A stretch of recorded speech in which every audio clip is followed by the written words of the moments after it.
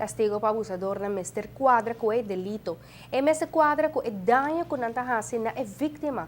Parlamentário para a fração de AVP de Sirei Cruz está mantendo em linha de pensamento aqui, mas que se está papiando com o Ministério Público para não seguir trabalhar com castigo mínimo. Essa aqui porta contraprudente. No Parlamento também, assunto de abuso de multa está em discussão e essa que é relevante agora considerar o castigo na ancuta imponer no abusador. Por lo menos membro de Estado tem particular atenção para aqui. Nós, aduna, por de ano 2010, acaba houve atenção na tema aqui, esta nós de Parlamento, tem houve reunião que diferentes stakeholders e nós saca foto também comecei bem verdade e meldpunt que pronto lobbyini solo meldpunt é o arreglar de nos burgerlijk wetboek de espera que em todo caso em luna de abril é aqui do por chega na sala de parlamento ons por discutir entre outros ribe meldpunt aqui. No passado, membro do Parlamento a papia com funcionário do Ministério Público para considerar Kiko de castigo mínimo em caso de abuso.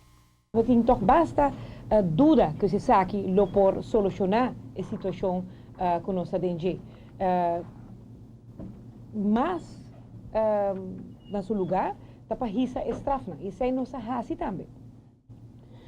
Nós aceitamos no 2010 e ano passado trobe nós duna strafverzwaring ora com abusado muito bom de 16 anos, 18 anos, menor de idade, pero seguro ora menos que sei bom de 12 eta 16 anos no momento aqui se é jovem é muito aqui tá familiar ou uma pessoa que tá bom de cuido de abusador. Consequentemente, abusador por hanya teco 16 anos. Membro de Estado aqui tá quer que saque, tem motivo também. Claro, que é mester tá alto assim também, porque se quadra também que dolor que persona aqui tá assim é muito aqui. Se é muito aqui para o resto de sua vida, lo que era cana, é dolor aqui, é trauma que passa com ele.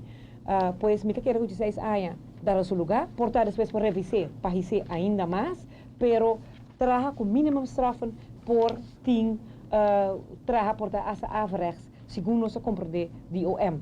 Claro que nós queremos abrir sim, para nós escutar viagem mais de stakeholders naar die bij punto aqui. Giovanni Müller, Notícia de Noite.